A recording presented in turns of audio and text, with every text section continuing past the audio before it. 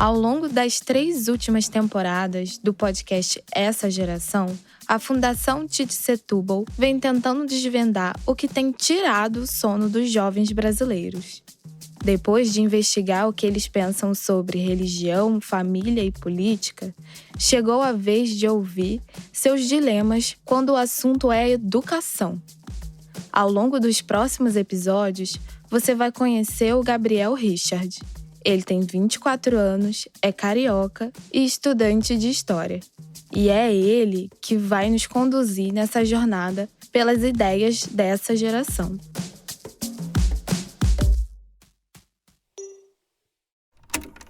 Quem não acredita na educação tá morto, morreu.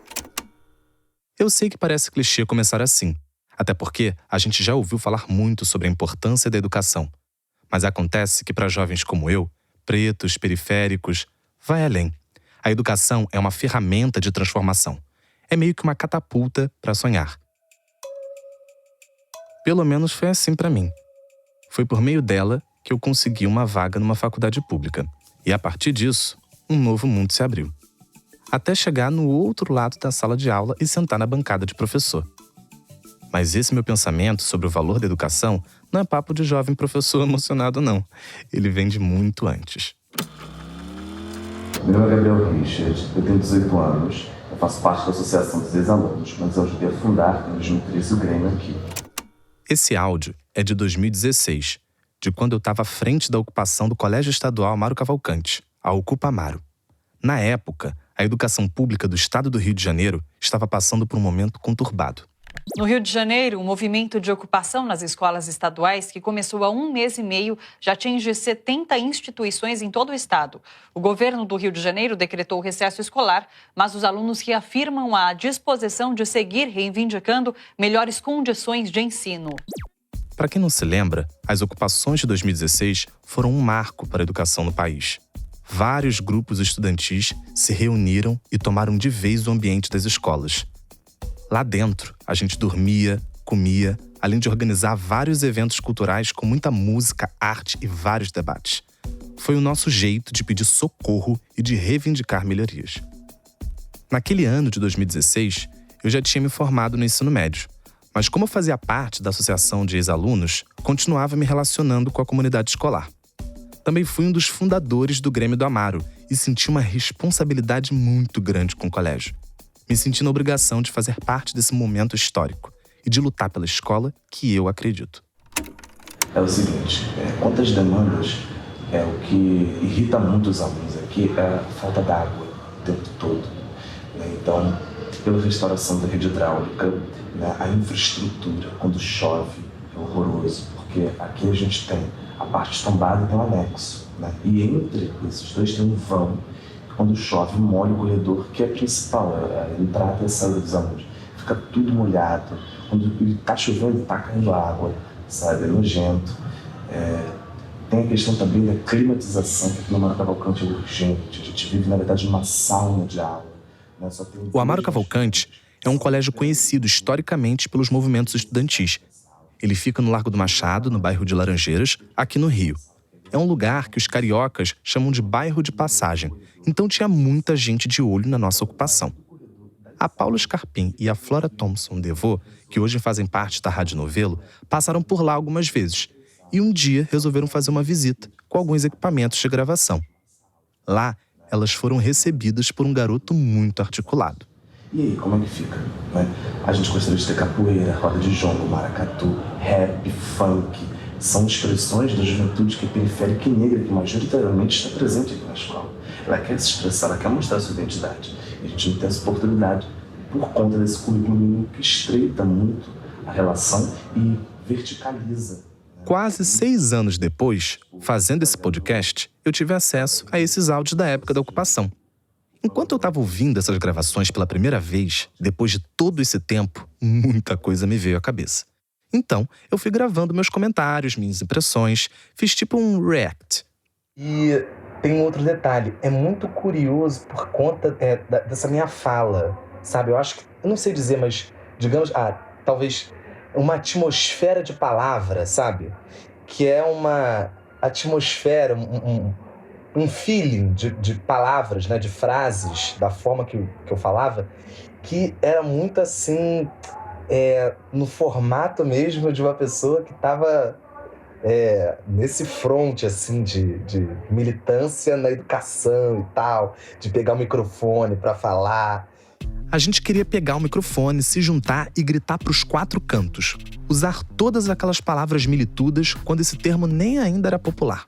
Subir no palanque achando que era o mais novo político da galera. Mas falando sério, enquanto a gente gastava todo o nosso repertório pedindo socorro nas escolas públicas ocupadas, o resto do país parecia falar em outro idioma, diferente do nosso. Mas agora nós vamos girar pela imprensa mundial para saber como a cerimônia de abertura dos Jogos Olímpicos do Rio foi abordada pelo mundo. O Brasil começou a desfrutar de sua grande festa. Os Jogos Olímpicos tiveram uma inauguração de sonho. Só para variar, a gente estava vivendo 2 lados de uma mesma cidade partida. E aquele Gabriel articulado achava que estava fazendo revolução. Eu e mais um bando de gente. Eu tenho particularmente na minha cabeça que eu tenho 2 histórias sobre a ocupação. Eu tenho a história que é uma história mais bonitinha, né? Aquela história mais comercial, e tem a história mais real, né? Esse é o Vitor, um companheiro no movimento de ocupação do Amaro Cavalcante. A gente mantém contato até hoje. O Vitor foi, sem dúvida, uma das principais lideranças dentro da nossa ocupação. Só para você ter uma ideia, foi para ele que o diretor entregou a chave da escola. E aí ele falou assim, Vitor, a chave está contigo agora, e assim, estou me retirando, vou falar para os professores se retirarem também, a escola é de vocês. Mas já que estamos voltando no tempo nesse episódio, bora voltar para onde tudo começou. O Vitor estava lá, na sala de aula, tentando prestar atenção, naquele Rio de Janeiro 40 graus. E com agravante, sem ventilador. Então assim, aí nossa sala de aula era um calor infernal, 30 alunos, verão no Rio de Janeiro, não tinha um ventilador, e aí eu olhava para aquele ventilador e falava assim, pô, cara, com certeza um monte de pais aqui sabem como consertar esse ventilador, e por que a gente não convoca eles para ajudarem a gente, assim? Por que a gente não pinta a nossa própria sala de aula? E eu ficava com isso na minha cabeça e eu fiquei conversando isso com o meu filho. Não era só ele que tinha ideias desse tipo na cabeça. Naquela época, o movimento estudantil estava se fortalecendo em outro lugar também. Está acontecendo um movimento de ocupação em São Paulo. Tem uma galera já que ocupou, não lembro, eram pouquíssimas escolas mesmo que tinham ocupado. E eu lembro que o pau tinha quebrado em São Paulo, assim, muita gente se machucou, foi bem feio lá. Aí ele falou assim, eu acho que a gente dá para fazer aqui. Só que o Vitor não comprou a ideia de cara e ainda mandou a real. A escola não está preparada para fazer esse movimento. As pessoas, elas são emocionadas. No início elas vão apoiar e depois, quando as coisas começarem a ficar mais apertadas, nós vamos se ferrar. Mas aí o pessoal se articulou, fez assembleia, conseguiu aprovação. E quando o Vitor viu, tava com aquele molho de chaves da escola toda na mão. E aí ele falou assim, Vitor, a chave tá contigo agora, também a escola é de vocês. Com o tempo, eu como ex-aluno me juntei a eles. E o movimento foi ganhando força, ficando cada vez maior. Foi o primeiro colégio da Zona Sul a ser ocupado e o que teve a ocupação mais longa, 5 meses ao todo. O Amaro virou uma espécie de modelo a ser seguido. E nas redes, as pessoas até comentavam que era uma ocupação sem data para acabar. Claro que a ocupação não foi unanimidade. Também rolou um movimento contra, que depois passou a se chamar Desocupa. E a gente viu e ouviu muita coisa. Provavelmente deve ser 5 pessoas que estão fazendo essa página e tá colocando mentiras lá, diz que tem gente aqui que tá fumando maconha, tem gente transando pela escola. Eles inventam de uma mais perversa, justamente para desmoralizar a ocupação, sabe? É bem fraco, porque uma publicação deles tem 6 curtidas. Enquanto a nossa, a gente publica, tem uma intensidade muito forte, mais de 200, pelo menos mais de... Nem sei se posso dizer isso, mas acho que a gente estava vivendo o embrião das fake news. Porque, para pensar, eram cerca de 2.000 alunos matriculados, mas mobilizados na ocupação eram pouco mais de 30. A gente recebeu muito apoio nas redes, mas quem botou a cara mesmo foram poucos. As pessoas alegavam vários motivos. Medo, não queriam ter sua imagem associada a um movimento político. Cara, eu fiquei, mano, esse povo é tudo louco. Tá ocupando a escola pra quê? A gente tem que ir, tem que estudar, tem que terminar, tem que passar de ano logo pra acabar logo, tem que acabar com isso.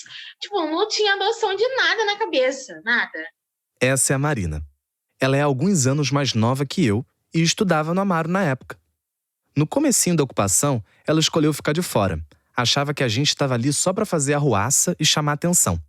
Mas isso mudou quando ela foi ver o que estava rolando de perto. Aí, umas amigas minhas, tipo, ai, vamos na ocupação e tal, vai mudar, vai acontecer isso, vamos lá. Eu falei, calma, pra quê? Pra que isso, gente? Aí eu falei, quer saber? Eu vou por curiosidade. Aí ela chegou e quem recebeu ela no portão? O Richard. Eu, ai meu Deus, esse garoto ele vai me esculachar. Ele vai acabar comigo, mas vambora. Muito engraçado ouvir isso hoje em dia. Quando a Marina fala, esse garoto vai me esculachar, acho que vem muito de um lugar desse Gabriel que estava no Grêmio, que estava junto dos professores grevistas, da galera da política, que fala meio diferente, tem até uma voz meio diferente, meio de radialista. Então toda essa pose aí, para quem vê de longe, pode ter algum tipo de afastamento. Acho que foi isso que a Marina teve. Mas o mais legal de tudo é que depois que passou essa impressão de que eu ia dar um papo errado e ela começou a atuar lá dentro, a gente acabou se dando muito bem. Ela foi uma voz importante na ocupação, não só nos momentos de descontração, porque ela é uma figura, mas também em momentos de engajamento. Ela tem uma força muito grande. Aí eu cheguei lá, eu falei, tá, o que tá acontecendo? Aí ele, ó, é isso. Aí, tipo, deu um estalo na minha cabeça. Eu falei, mano, isso tá muito errado. Você tá louco? Isso tá muito errado, vambora. Desse dia, a escola foi ocupada acho que dia 14. Eu saí de lá, de dentro da ocupação, no último dia. Acho que foi uns 4 meses. Eu fiquei 4 meses de dentro daquela escola. Eu não saí de lá pra nada. Tipo, vim em casa no dia, de manhã cedo e de noite voltava pra lá. Contando que o colégio foi ocupado no dia 14 de abril e totalmente desocupado no dia 28 de setembro, foram quase 6 meses vivendo juntos. E dividindo todas as tarefas. Um grupo fazia comida, o outro arrumava a cozinha, outra parte fazia visita guiada, mostrando a infraestrutura da escola para quem ia conhecer a nossa ocupação. Então, assim, a gente teve várias fases dentro da ocupação. Eu lembro que quando a gente começou mesmo, era uma parada assim que estava todo mundo muito feliz, assim, tinha gente disposto a fazer tudo. Aí a gente dividia. Um grupo limpava o terceiro andar, outro grupo limpava o segundo, outro grupo limpava a quadra dos fundos. Aí tinha uma outra quadra também, lá no terceiro andar. E as salas, a gente arrumava as salas porque a gente tinha aula de matemática, a gente tinha aula de português, a gente tinha terapia, a gente tinha psicólogo, a gente tinha educação física. Aí, Só que depois, pro Vitor, a convivência foi pesando, e aí a coisa foi mudando de figura. É uma coisa que eu sempre aprendi, assim, você não julga as pessoas pelo início da caminhada. É no meio pro final, entendeu? Assim, é do meio pro final que as coisas vão apertar. Então, no início estava tudo muito legal. Todo mundo dividia tarefas, se respeitavam. Tipo o Big Brother, mano. Todo mundo bem. Todo mundo ali no amor, se conhecendo, e aí depois tem os atritos. Aí roupa some, entendeu? Porque nem todo mundo que tá lá é de boa índole, entendeu? Assim, como em qualquer espaço, como em qualquer lugar, qualquer profissão, não vai ter 100% todo mundo correto. Então, aí sumia uma roupa, aí alguém pegava uma roupa sem querer, aí tinha esses estresses de, você não... Aí começou as injustiças, assim, ao meu ver, né? Que eu falava assim, cara, tem ali 3, 4 pessoas fazendo nada e tem um só lavando o banheiro. É justo? Não é justo. Aí eu chamava a atenção daquelas pessoas. A gente levava para a assembleia. A gente falava. Aí na hora que tu chegava para lá e falava assim, meu irmão, tá de sacanagem? Tá achando que tem otário aqui, mano? Tem um cara lavando o banheiro sozinho, que vocês todos usam, todo mundo suja, e vocês não vão ajudar, mano?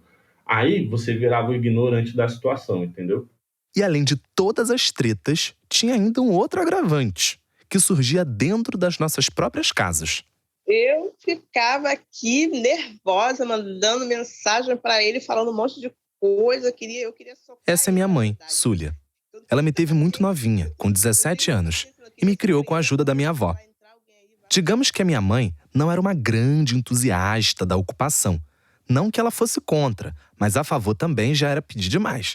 Eu não tenho muita paciência. Eu queria só, Gabriel, pelo amor de Deus, vai entrar alguém aí, vai fazer maldade com vocês, vão arrebentar vocês aí, porque a gente fica olhando um monte de adolescente dentro de uma escola, fazendo protesto, fazendo que para a gente é protesto, para muita gente é protesto, eles reivindicando muita coisa para eles, mas muita gente não vê assim, muita gente vê como se fosse um bando de aluno lá fazendo bagunça na escola, fazendo arruaça na escola, então a gente tinha muito medo de alguém jogar uma bomba lá dentro, de alguém chegar ali metralhando todo mundo e ele ali no meio. É muita coisa, né, que a gente vê, né? Ele aprontava muito ali naquela escola. E para melhor, né, que no caso ele fazia, o que ele fazia ali era em prol dos alunos deles mesmos. Tipo a reunião estudantil, ele falava e todo mundo acatava o que ele falava e ali ele fazia o que ele tinha que fazer, ou na praça, ou em frente da escola, chamava o diretor, era uma coisa de louco. Era uma coisa de louco. E relembrando tudo agora, acho que de certa forma era mesmo. Mas eu estava ali por causa de um ideal coletivo, uma escola pública melhor e para todos. Essa era a luta que me inflamava. Parecia que eu estava pegando fogo junto com as outras pessoas. E ainda tinha essa coisa de ser o cara do Grêmio, o cara que agitava tudo na escola, de ser uma liderança jovem mesmo.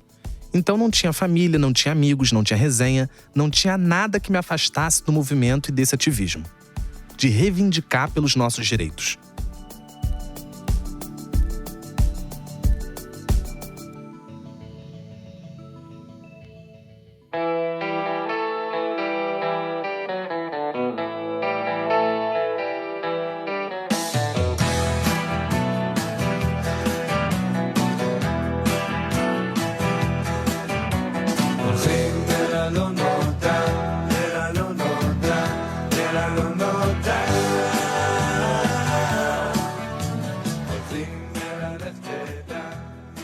Tem um refrão dessa música israelense que eu gosto muito e que até tá no meu status do WhatsApp, que diz assim: Olchim el alonodá, caminhamos ao desconhecido. Acho que de algum jeito foi isso que fizemos naquela época.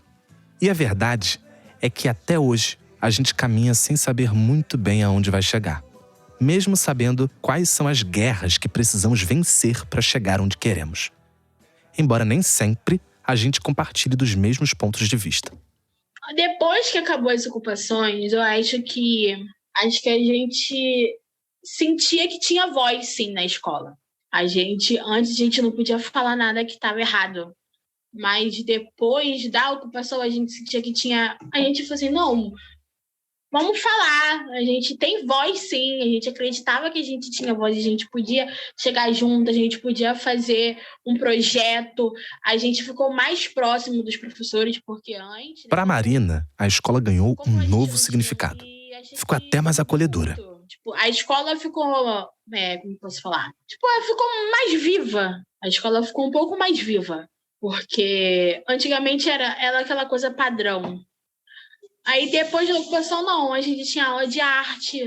Aí tinha o pessoal que fazia grafite, ia lá e ensinava a fazer desenho. Aí tinha o pessoal de fotografia que ia lá e ensinava a fazer como tirar foto e tal. Então, assim, eu acho que depois da ocupação a escola teve muito mais vida. Acho que a gente aprendeu muito mais na ocupação quando a gente ia lá normal, porque a gente tinha muito mais professores. Já para o Vitor, a experiência da época da ocupação deixou um aprendizado político diferente. A gente tinha 30 pessoas ali, depois algumas escolas ali que foram espalhando, tinha 240 no final. Mas se você pegar ali, mano, nenhuma escola tinha 100 pessoas ocupando, entendeu? Em comparação ao número... O Amaro tinha 3 mil alunos e tinha 30 ocupando, entendeu? Pô, esse número não bate, mano, entendeu? Não fecha no final da conta. Então, é isso, assim, é um movimento louco. Trouxe muitos aprendizados, muitas coisas boas também, mas também trouxe muito problema, assim. E hoje eu acho que também a política, para mim, assim, ficou até um pouco mais chata com isso, assim, com essa história de entender que a política é feita pelo povo. Mas o povo, ele ainda não tem consciência desse poder, dessa autonomia de construir sem depender, entendeu? A partir das ocupações, eu comecei a pesquisar mais sobre outros movimentos estudantis e a entender qual é o nosso papel, qual é a nossa força dentro da sociedade. Então me deu um estalo assim. Vai estudar mais, vai ler mais, vai saber quem é Brecht, Karl Marx, Martin Luther King. Essas lideranças começaram a pipocar na minha cabeça. Eu me formei coletivamente e esse coletivo me formou. Na luta, na raça e na garra. Foi meio que o ápice da minha formação política. A meu ver, as ocupações arrombaram as portas do século XXI, inspiraram outros movimentos sociais e deram um recado muito claro a outros jovens dessa geração. Nós somos capazes de mudar, de transformar e de dizer qual é a educação que queremos. A gente deu uma aula para a sociedade civil e mostrou que temos voz e vez. E eu entendi, de uma vez por todas, que o meu lugar era junto da educação. E apesar das ocupações ecoarem de um jeito diferente em cada um de nós, eu queria muito poder dizer pro Gabriel de 2016: continua, vai dar certo. Mas aí corta para 2022. Na pandemia, cresce em 66% o número de crianças analfabetas. É o maior número dos últimos 10 anos. No Rio, 74% das escolas sofrem com violência. 3 em cada 4 escolas públicas já foram alvo de tiroteio. Quase 14 mil crianças ficam sem escola na cidade de São Paulo. De 2019 a 2021, alunos de 6 e 7 anos que não sabem ler e escrever passaram de 1,4 milhão para 2,4 milhões. A gente nem precisa descer muito a rolagem dos sites de notícias para saber que a educação está vivendo um dos momentos mais difíceis da história. Num contexto cada vez mais desigual. E isso me faz lembrar da mesma sensação que a gente tinha durante a ocupação. Será que vale a pena isso mesmo? Essa luta pela educação vale? A gente está perdendo o nosso tempo ou isso aqui faz sentido mesmo? A gente está perdendo o nosso tempo ou isso aqui faz sentido?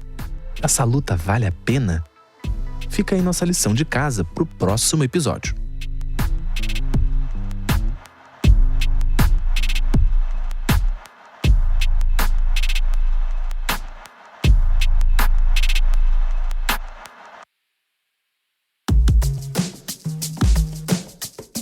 Essa Geração é uma produção da Rádio Novelo para a Fundação TID Setúbal. A coordenação geral por parte da Fundação é da Fernanda Nobre e do Márcio Black. E quem responde pelo digital e pela identidade visual é o Amaury Eugênio, a Gaia Vieira e o Ricardo Matés. Pela Novelo, a coordenação geral do podcast é da Paula Scarpim e da Bárbara Rubira, que também é responsável pela produção com apoio da Clara Reustab. Quem assina o roteiro é o Edu Araújo. A edição é da Clara Reustab e a sonorização é da Júlia Matos. A mixagem é do João Jabassi, da Pipoca Sound. E foi no Pipoca Sound que gravamos a locução dessa temporada. A nossa música tema foi composta pelo Chico Correia. A coordenação digital é da Bia Ribeiro, que também faz a distribuição e a locução. Cara, que delícia ter contato de novo com isso. Vamos lá, vou ouvir o resto aqui, peraí.